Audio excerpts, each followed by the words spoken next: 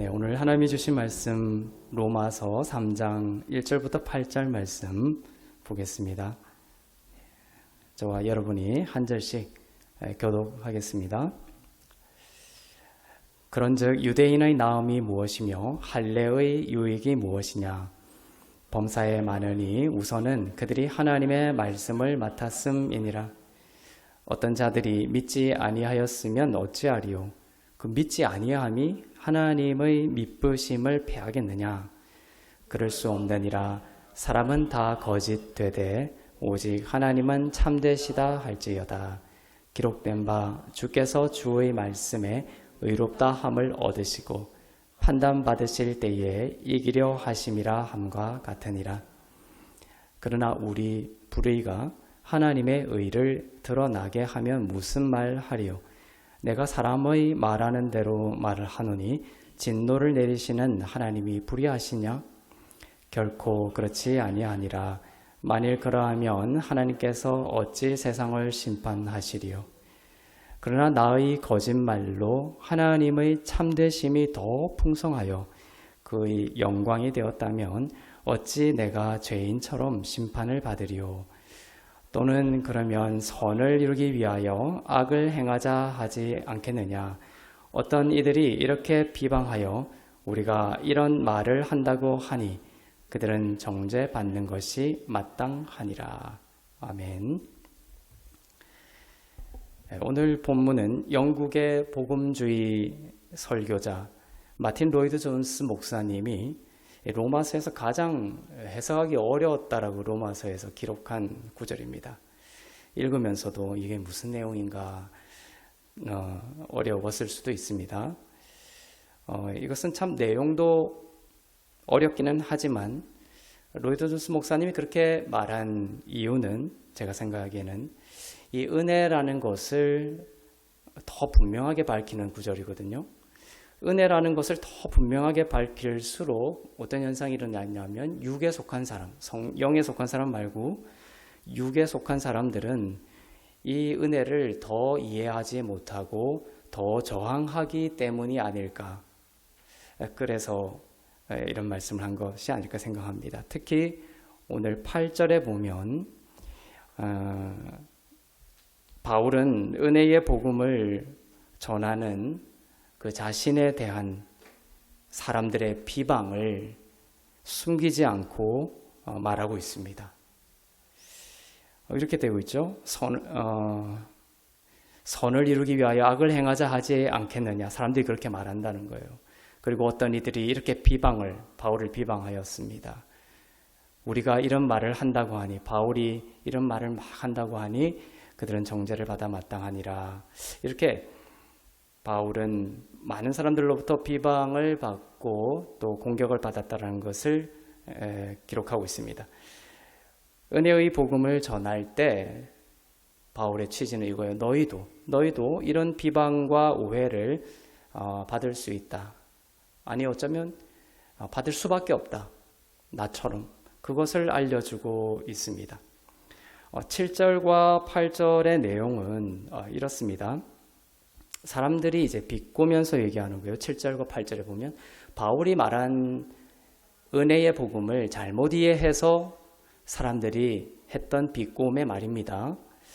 사람들은 이렇게 잘못 이해하고 바울에게 비꼬았습니다.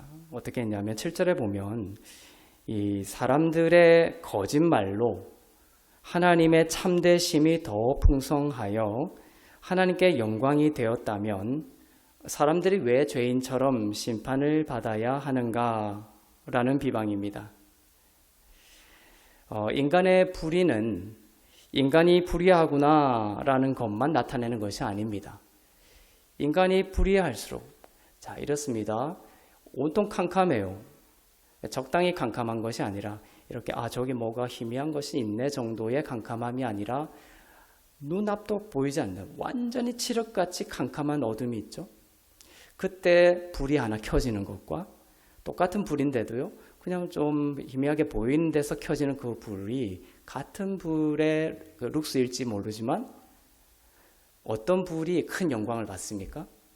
더 그 빛이다라는 것을 드러냅니까?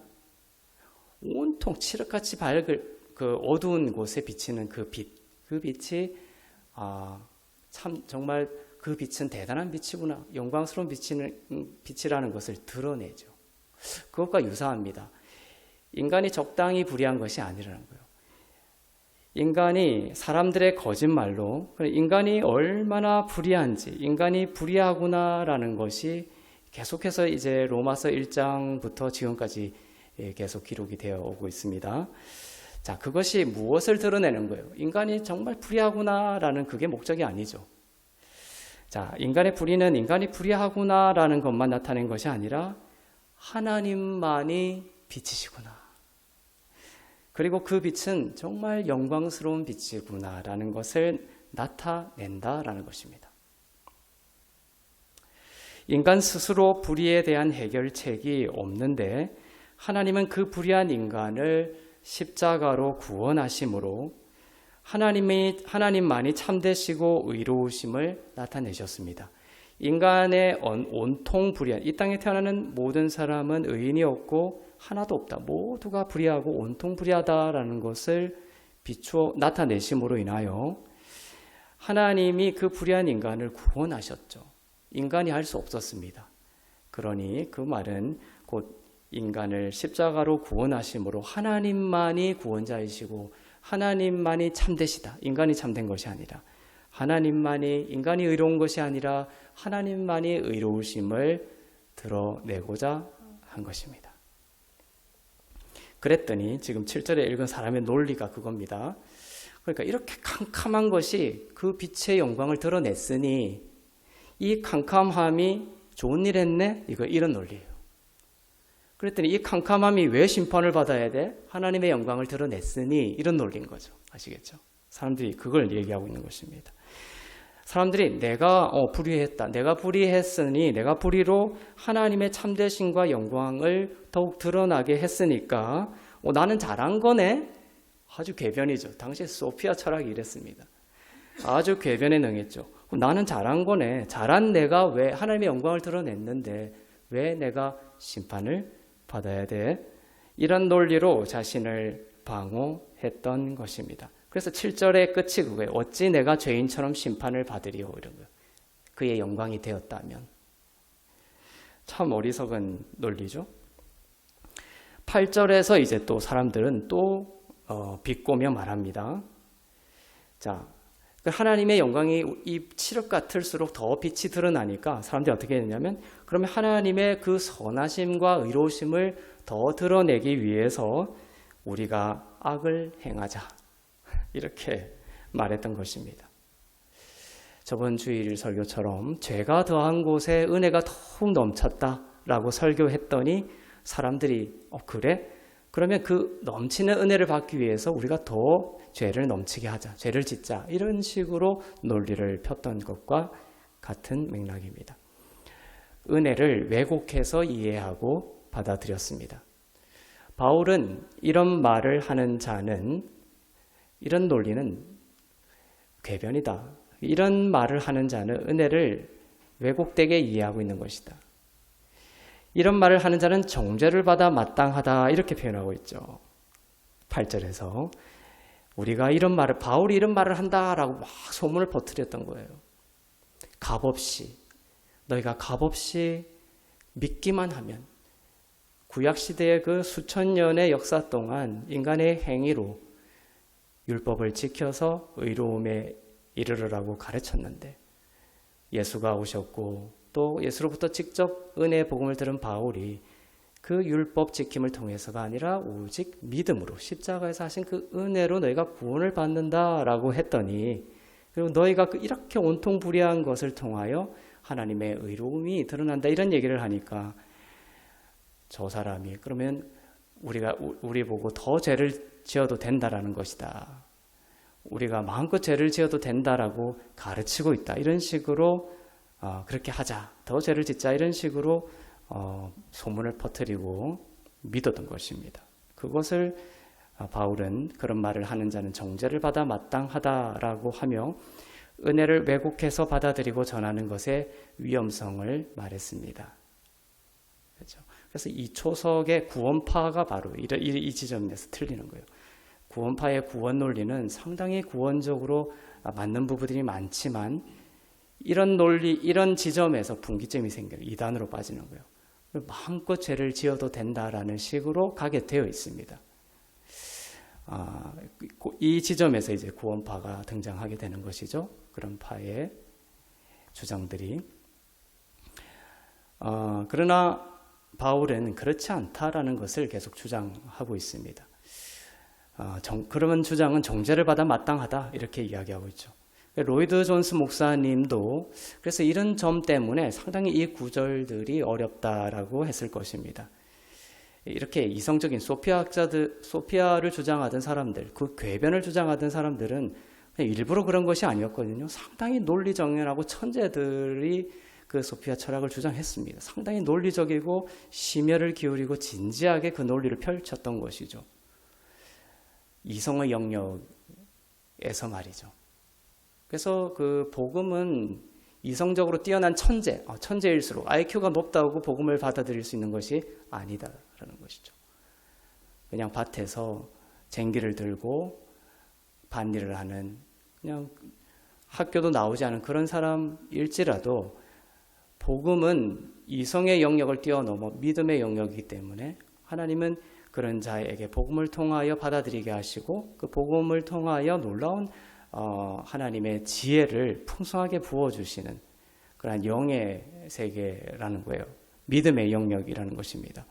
그래서 이러한 그 위대한 철학자, 그냥 당시에 아주 정교한 이성적인 영역에 속했던 사람들의 논리들로 복음을 이해할 수가 없었던 것입니다. 복음은 믿음의 영역이기 때문이죠. 하나님 막 그렇게 저항하던 사람, 바울도 얼마나 이성적으로 최고의 수준이었죠.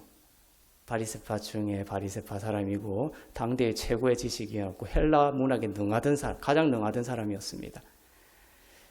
이성적으로는 예수를 구원자로 받아들일 수 없었습니다. 그죠? 그것이 세상의 이성의 논리로는 그랬습니다. 하지만 다메섹에서 예수님을 만나고 은혜가 그 안에 흘러오니 믿음의 영역에 믿음이 주어져 버리니까 하나님이 믿음을 줘 버리니까 바울은 그 모든 이성의 영역을 깨뜨려 버리고 예수님을 만나게 되었던 것이죠. 그러니까 우리가 예수님을 전하고 복음을 전할 때 이성적인 영역을 우리가 사용하기는 하지만 그들이 복음을 받아들이는 것은 이성의 설득을 통해서가 아니다라는 것을 반드시 이해해야 하는 것입니다. 그래서 내가 참 논리적이지 못한 말로 이야기하더라도 또 내가 참으로 설득력 없는 말로 이야기하더라도 그곳에 기름 부으심이 있고 하나님께서 그 사람을 사용하시면 믿음이 주어지고 비록 교육을 받지 못한 사람이 세계에서 가장 똑똑한 사람에게 복음을 전하더라도 그 사람이 증거가 되는 복음을 받아들이는 놀라운 일들이 이 복음의 세계라는 것이죠. 사람들은 은혜를 선천적으로 이것이 참 어려웠던 마틴 로이드 존스 목사님이 이 구절을 어렵다라고 했던 이유가 바로 사람들은 은혜를 선천적으로 싫어하기 때문이라는 것입니다. 다 이루었다 이렇게 말하니까 그러면 다 이뤘다라고 하니까 이 다 이루었다라고 결론 지어지는 예수 그리스도의 십자가의 사역의 그 온전성을 바울이 설교를 하면 사람들은 기분이 나빴던 것이죠. 기분이 나쁜 것입니다. 자기가 이루고 싶어 하는 인간의 육적 본성이 있기 때문입니다. 자기가 이루고 싶어 하는 인간의 육적 본성이 십자가가 홀로 다 이루었다라는 것을 싫어하는 것이에요. 무시당했다라고 생각합니다. 그래서 은혜를 이야기하면 무율법주의자가 아니냐, 도덕 폐기론자가 아니냐라면서 비난을 하는 것이죠. 그런데 오늘 바울의 말은 뭐냐면 그런 사람들의 비난이 도리어 뭘 증명하고 있다? 너는 은혜를 제대로 설교하고 있다라는 반증이라는 것을 보여주고 있습니다. 바울이 그런 비난을 들었죠. 그럼 우리가 더 죄를 지어도 되겠네? 그게 본심은 아니지만 본질은 아니지만, 본질적 메시지는 아니지만 사람들이 오해했지만 은혜의 복음을 전하면 육적 본성에 빠져 있는 사람들은 그렇게 자꾸만 오해하게 된다는 것이죠. 그래서 은혜를 제대로 설교를 했다라는 반증이 될 수 있다라는 것을 말해주고 있습니다. 왜냐하면 바울은 가는 곳마다 그런 비난을 받았거든요. 그래서 영이 임해서 바울의 진짜 은혜의 복음의 그 깊이를 정말로 성령의 도우심으로 깨달은 자만이 그 복음의 본질에 닿을 수 있었던 거예요. 사람이 육과 이성으로는 절대로 이해할 수가 없는 것이죠. 예수님이 우리를 위해서 왜 피를 흘리셔야 되는지 그걸 이성으로 이해할 수가 있습니까? 믿음이 들어오면 단번에 이해가 되죠. 받아들이게 되죠. 그래서 이 비난, 이런 지금 살펴봤던 7절, 8절의 그러한 비난이 참 아프고 가슴 아프고 맞닥뜨리기 싫은 사람들의 비방이기는 하지만 바울은 늘 이것을 경험했다라는 것입니다. 그리고 마틴 로이드 존스 목사님도 동일한 취지로 로마서 강해 7권에서 이렇게 적고 있습니다. 제가 읽어드리겠습니다. 마틴 로이드 존스 목사님의 로마서 강해에 나오는 구절입니다.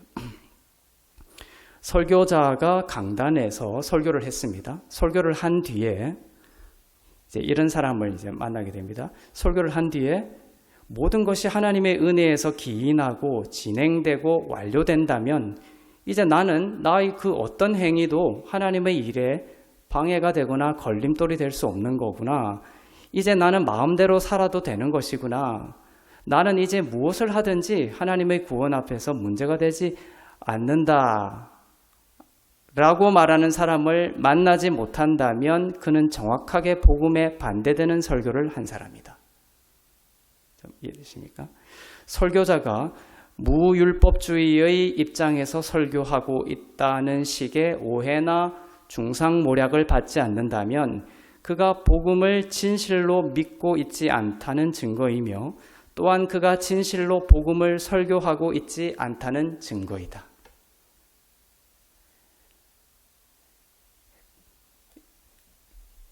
그러면 저는 이제 이런 걸 많이 당했거든요. 엄청난 박해를 많이 받았습니다. 여러분에게 말하지 못하는 수준만큼. 로이드 존스 목사님도 아마 똑같을 것입니다. 그러니 이런 것을 적어놨겠죠. 로이드 목사님이 설교를 하고 나면 늘 이런 사람들이 와서 이렇게 말을 오늘 7절과 8절과 같은 그러한 취지의 말을 했을 거라는 것이죠.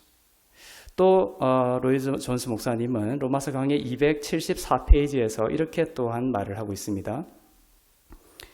복음적인 설교가 아닌 것은 이런 설교입니다. 이런 거예요. 이렇게 설교자가 이렇게 얘기합니다. 자, 여러분이 착한 삶을 살기에 애를 쓰고 죄를 안 짓기 위해 노력하고 다른 이들에게 선을 행하고 교회 일에 바쁘고 활동적인 사람이 되면 여러분은 훌륭한 그리스도인이 될 것이고 반드시 하늘나라에 들어가게 될 것입니다. 이렇게 설교하는 사람은 바로 복음 설교의 정반대의 설교입니다. 라고 로이드 존스 목사님이 말을 하고 있습니다. 그러나 여러분의 어떤 경험들을 비춰보십시오. 수많은 교회에서 이렇게 설교하고 있다는 것이죠. 웨스트민스터 신학교의 신학교수인 싱클레어 퍼거슨 교수도 같은 말을 했습니다. 하나님의 은혜에 감동되지 않은 자들의 그럴듯하게 보이는 경건한 종교 행위는 악마의 유희에 불과한 사악한 것이다. 성도의 올바른 신앙 행위는 행위가 나왔습니다. 행위는 선물이라는 것을 이 신학자가 주장하고 있는 거예요. 성도의 올바른 신앙 행위는 하나님의 은혜를 아는 지식에 의해 비워진 자의 빈자리에서 성령으로 인하여 자연스럽게 발생되는 하나님의 선물인 것이다. 아시겠죠? 이것이 바로 복음이라는 것이죠. 이것이 종교와 기독교의 다른 점입니다. 종교적인 열심은 하나님의 은혜와 긍휼을 몰라도 얼마든지 인간들이 만들어낼 수 있습니다. 그러나 성도의 열심은 은혜를 온전히 믿고 깨달을 때 그 은혜 자체가 만들어내는 하나님의 선물인 것입니다. 그래서 거기에는 나의 인간의 어떠한 자랑이 있을 수 없게 된다라는 것입니다. 사람들도 칭찬하는 어떤 선한 행위를 했습니다. 근데 그것을 볼 때 우리는 어떤 생각을 해야 된다는 것입니까? 이것은 내가 한 것이 아니라 내 안에 은혜가 만들어낸, 내 안에 은혜가 자연스럽게 빚어낸 하나님의 선물이다, 이렇게 얘기해야 되는 거예요. 근데 만약에 사람들이 그걸 인정을 안 해줘요. 교회 와가지고 누구에게 선물을 줬습니다. 누구에 또 청소를 했습니다. 또 어디다가 또 좋은 것을 이렇게 갖다 놨어요. 너무나 기뻤죠. 근데 집에 와서 이제 돌아와 보니까 아무도 자기한테 그걸 칭찬을 한 사람도 없고, 알아주지도 않는 거예요. 그때부터 기분이 팍 상하죠. 하루 종일 우울하고 온갖 사람들에 대한 이제 원망이 꼬리를 뭅니다. 그것은 뭡니까? 나의 그냥 종교적인 나의 행위인 것이에요. 은혜가 나로 인하여 은혜가 만들어낸 것은 선물이기 때문에 거기에는 인간의 자랑이 끼어들 수가 없다라는 것이에요. 우리는 그런 영적인 나를 이렇게 들여다보게 되면 우리는 내가 나의 육적인 본성으로 나의 열심으로 했던 것이구나, 하려고 했던 거구나. 다음부터는 정말 나의 자랑이 끼어들지 않고 사람을 보지 않고 오직 하나님만을 바라보고 그냥 하나님께서 주신 선물로 내가 그걸 받아들이고 하나님께 맡겨드리며 이것을 해야 되겠구나. 이런 식으로 나의 영적인 것들을 이제 훈련시켜 나갈 수 있게 되는 것이죠. 그러한 자기를 들여다보지 못하고 계속해서 그 사람이 인정해 주지 않았네? 그 사람이 이건 뭐야 하면서 한마디 한 것 때문에 이제 상처를 받고 이런 것들이 이제 반복되는 자기 자신을 보지 못하면 자라지를 못하는 거예요. 계속 어떤 육적 본성에 의해서 종교적인 생활을 할 뿐입니다. 은혜를 깊이 이해하지 못하는 것이죠. 은혜는 선물이며 선물에는 나의 인간의 자랑이 끼어들 수가 없다라는 것을 반드시 우리는 알아야 하는 것입니다. 1절과 2절을 다시 한번 보겠습니다. 시작. 그런즉 유대인의 나음이 무엇이며 할례의 유익이 무엇이냐? 범사에 많으니 우선은 그들이 하나님의 말씀을 맡았음이니라. 자, 여기서 유대인의 나은 것에 대해서 말씀하고 있습니다. 유대인의 나은 것이 있다면 그 중에 하나는 하나님의 말씀을 맡은 것이다. 이건 다음 주에 조금 더 깊이 이야기하겠지만 유대인들이 하나님의 말씀을 맡았죠. 그러나 이제 바울이 말하려는 것은 뭐냐면 그들이 그렇게 말씀을 맡았지만 믿지 않는 자들이 있더라는 것입니다. 유대인들의 특권이 얼마나 좋았습니까? 율법을 주고 하나님의 어떤 그 일하심을 그들을 통하여 보여주시고자 한 것이에요. 그런데 그들을 이렇게 택해서 하나님의 일하심을 보여주려고 했는데 그렇게 맡았음에도 불구하고 믿지 않는 자들이 있더라는 것을 말하기 위해서 이제 1절을 시작하고 있습니다. 믿지 않는 자들이 있더라는 수준이 아닙니다. 유대인 전체가 예수 그리스도를 믿지 못했습니다. 그들이 오히려 예수를 말씀을 맡았음에도 불구하고 말씀을 주신 분을 못 박아 죽인 민족이 바로 유대인입니다. 자, 그렇다면 이제 어려운 논리인데 이런 말이 이제 쭉 펼쳐집니다. 그러면 논리상 하나님이 유대인들에게 그 말씀을 맡겼죠. 그 맡기심은 실패한 것이냐라는 거예요. 실패한 것이고 그 말씀을 맡겼으면 유대인들이 이거 예수 그리스도를 깨닫고 나의 불의를 깨닫고 십자가의 은혜를 받아들여야 되잖아요. 그렇지 않고 예수를 오히려 못 박아 죽여버리는 결과가 나왔다. 그러면 논리상 하나님의 말씀을 유대인에게 맡긴 것은 실패한 것이고 잘못된 것이라는 결론이 나는 거잖아요. 이성적으로는. 말씀을 맡겼는데 그들의 불신앙이 하나님의 원래의 계획에 차질을 빚게 한 것이 되는 셈이 되는 것입니다. 그렇죠? 그래서 바울은 3절에서 두 번째 질문을 던집니다. 하나님께서 이스라엘에게 말씀을 맡기셨는데 그들이 그 말씀을 믿지 않았다. 그렇다면 하나님의 미쁘심이 폐하여진 것이겠느냐 이렇게 얘기하는 거예요. 이제 조금 더 이해가 잘 되시죠? 믿지 않았다. 그러면 하나님이 그들에게 이렇게 말씀을 맡긴 그 자체가 하나님의 신실하심, 지혜로우심, 의로우심을 폐하는 것이냐?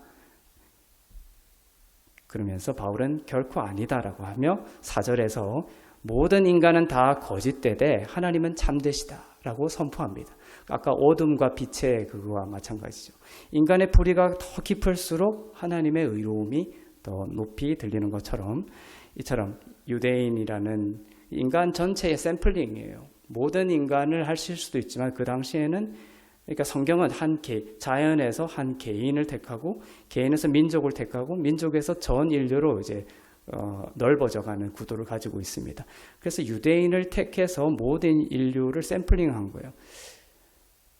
그들을 통하여 하시려고 했던 것이 무엇입니까? 하나님만이 참으로 미쁘시다라는 것을 보여주려고 했던 것입니다. 즉 유대인들이 말씀을 맡았음에도 불구하고 불의에 빠질 수 없는 모든 인간을 그 유대인들을 대표하여 보여주려고 했던 것이죠. 그래서 유대인들의 나음이 무엇이뇨 말씀을 맡았다라고 하면서 4절에서 모든 인간을 가져오는 거예요. 모든 인간은 다 거짓되되 하나님은 참되시다. 유대인을 샘플링했던 것이죠.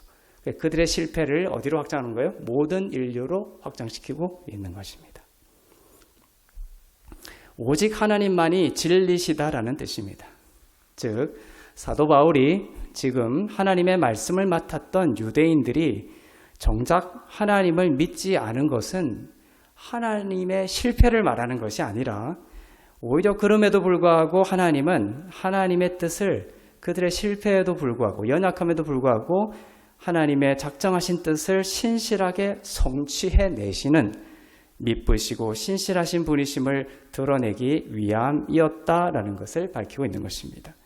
그러한 일들을 통하여 인간들의 거짓됨, 즉 어리석음과 구원에 있어서의 인간의 그 불가능성이 확인이 되고 오직 하나님만이 참되시며 진리라는 것이 입증이 되는 것이다 라는 것을 뜻하고 있습니다.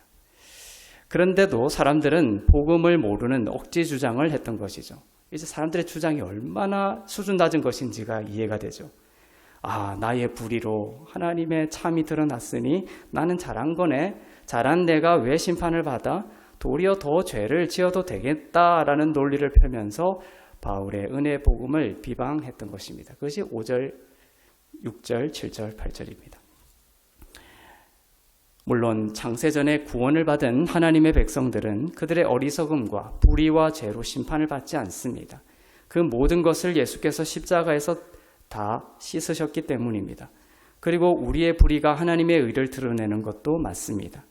그러나 하나님의 은혜의 복음의 내용을 정확히 알고 있는 이들은 이제 막 살아도 되겠다라는 결론으로 가지 못한다라고 바울은 이제 그 논지를 더 확장시키고 있습니다. 강력하게 설파하고 있죠. 막 살아도 되겠네라고 하는 자들은 막 살고 싶은 것입니다. 막 살고 싶은 그 육적 깊은 마음이 있는 것이죠. 자기의 체면과 가치와 위상에만 관심을 둔 종교 생활에 빠져서 근사하게 선행과 열심을 위장하고 있다가 하나님의 은혜라는 이야기가 나오면 이게 웬 떡이냐, 웬 논리냐라며 그것을 가지고 방종으로 떨어지는 것입니다. 그렇게 해놓고 자기 안에 막 살고 싶은 것은 숨겨두고 그 은혜의 복음을 전하는 그 사람과 은혜의 복음을 비방하고 그 비방을 그들에게 돌리고 있는 것이죠. 이것이 오늘 구조입니다. 그렇게 자기 안에 방종으로 살고 싶은 마음은 숨겨두고 비방을 하는 것입니다. 그러나 은혜를 전했을 때 우리는 그렇지 않죠. 은혜가 전해지면 우리의 처음 자리부터 우리는 시작합니다. 정말 은혜라는 것은 의로움은 그냥 의로움이 아니죠. 죄인 중의 괴수에서 의롭게 여겨짐이 의로움입니다. 나의 처음 자리, 불가능한 처음 자리를 우리는 늘 마음에 두고 있죠. 정말 은혜가 전해졌을 때 정말 불가능한 불의한 자가 십자가의 은혜로 그렇게 된 것은 나의 자랑이 아니라 예수님의 보배로운 피, 세상 어떤 것으로도 매길 수 없는 예수의 피라는 대가가 치러진 것이에요. 그러니 내가 어찌 함부로 살 수 있겠습니까? 그 사랑을 이해한다면 이렇게 정말 불가능한 불의한 자가 십자가의 은혜로 생명을 얻었음을 참으로 믿고 깨닫는다면 그 사람은 새롭게 태어난 새 생명의 사람이 되고 그 안에 이제 누가 사십니까? 성령께서 살아 역사하기 시작합니다. 은혜를 깨닫는 것은 성령의 도우심을 통해서만 가능한 것이며 은혜를 깨닫는 자는 성령께서 내주하는 자이기 때문에 이제는 그 성령께서 안에 내주하기 때문에 그 성령의 능력으로 인하여 더 이상 우리는 방종의 삶으로 가지 않게 되는 거예요. 그래서 이것은 은혜 복음을 전하면 막 살아도 되느냐 안 되느냐 이런 논리 차원을 벗어나는 것입니다. 이것은 인격이 오신 것입니다. 우리 안에 성령께서 살고 계시다라는 그것을 이해를 못하는 것이죠. 살고 계시기 때문에 우리는 결코 그분의 거룩한 그 사슬에서 벗어날 수가 없는 것이죠. 우리를 끝까지 로마서 8장의 말씀처럼 우리를 부르시고 부르신 자를 의롭다 하시고 의롭다 하신 자를 영화롭게 하시는 그 모든 일을 내가 성령께서 하신다라는 약속을 주셨어요. 그래서 방종의 유혹이 오긴 하지만 성령이 그 유혹을 이기고 성령을 따라 살 수 있도록 도우시고 이끄는 삶으로 나아가게 되는 것입니다. 내 안에 심장이 있으면 피가 돌듯이 우리 안에 성령이 계시고 역사하기 시작한 사람은 선한 변화를 겪게 되는 것이지 아무렇게나 살아야지로 계속하지는 않는다라는 것을 바울은 이야기하고 있습니다. 다른 사람을 보는 것이 아닙니다. 다른 환경을 보는 것이 아닙니다. 온통 불의한 나를 덮으시고 씻으신 하나님, 그렇게 하심으로 무엇이 드러나는 거예요? 하나님의 하나님 되심, 하나님의 신실하심과 하나님의 의로우심을 더욱더 우리는 영광스럽게 보게 되고 바라보게 되고 받아들이게 되는 것입니다. 그렇게 우리에게 하나님의 높고 위대하신 신실하심과 의로움을 참되게 가르쳐 주신 하나님의 은혜를 우리가 깊이 깨닫고 알고 묵상하여, 그래서 성령께서 기뻐하시죠. 그래서 묵상하여 성령께서 우리 안에 계속해서 그 착한 일을 시작하신 이가 이루시리라 이렇게 하셨죠. 그 착한 일을 시작하신 분도 성령님이시고 그것을 이루시는 분도 성령님이십니다. 우리는 어떻게 해야 돼요? 맡겨드리면 되는 거예요. 주님, 필요한 것이 있고 소원이 있고 내 안에 그런 거룩한 소망이 있으면 맡겨드리면 됩니다. 주님 일하십시오. 성령께서 일하실 것입니다. 성령께서 우리 안에 계속해서 그 선하고 아름다운 일을 하실 수 있도록 온전히 맡겨드리는 그런 신뢰의 오늘이 되기를 주님의 이름으로 축복합니다.